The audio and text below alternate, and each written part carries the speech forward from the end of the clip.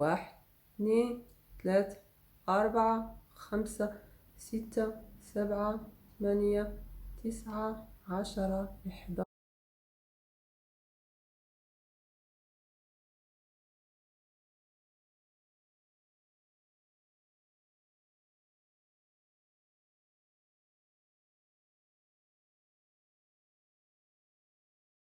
بونجور بونجور، كيفكم حبايبي الحلوين؟ كيف الصحة؟ كيف الأحوال؟ إن شاء الله كلكم بألف خير خير خير خير إن شاء الله. اليوم فيديو كتير زي ما بقول جاتني فيه كتير طلبات. بتعرفوا أنا بحبكم وبلبي طلباتكم لأنكم عزيزين على قلبي، أقسم بالله العلي العظيم عزيزين على قلبي، لأن عندي نخبة من المتتبعين، نخبة رقي وكلام حلو وجمال.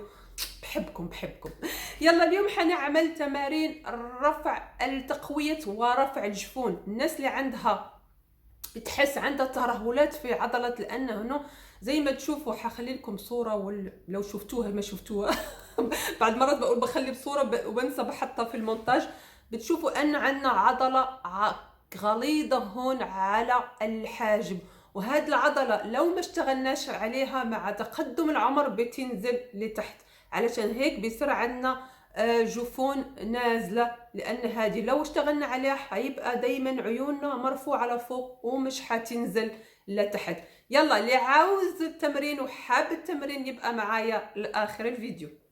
يلا اول تمرين حنيجي نشد ايدينا الاثنين، هذا الاصبع شفتوا هيك، وناخد على هون على شفتوا هون، ونشد على ما نعمل اي شيء عينينا عاديه، نيجي نشد على هون ونعمل بانسمون، يعني قراصات نضغط نرفع هذا ونضغط.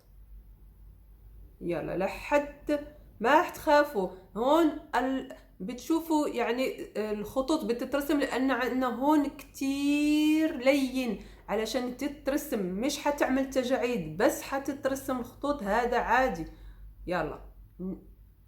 يلا بانسمون يعني الضغط، نضغط نرفع لفوق، نضغط نرفع لفوق، نضغط نرفع لفوق الى اخر الحاجب. هذا التمرين الاول. تمرين ثاني حنيجي شفتوا بيكون عندنا مقسوم الحاجب الى عندنا من هون هون ومن هون حناخد الوسط هون نطلع على فوق، شفتوا حنيجي ناخد هون ونعمل حركات دائرية ونحسب على 15. 1 2 3 4 5 6 7 8 9 10 11 12 13 14 15.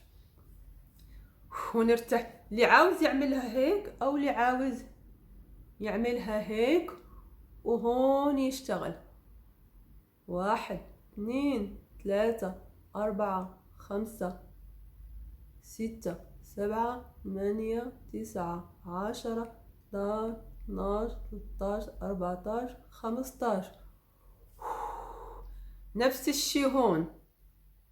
العين الأخرى نيجي نطلع هذه ونعمل حركات. 1 2 3 4 5 6 7 8 9 10 11 12 13 14 15. شفتوا؟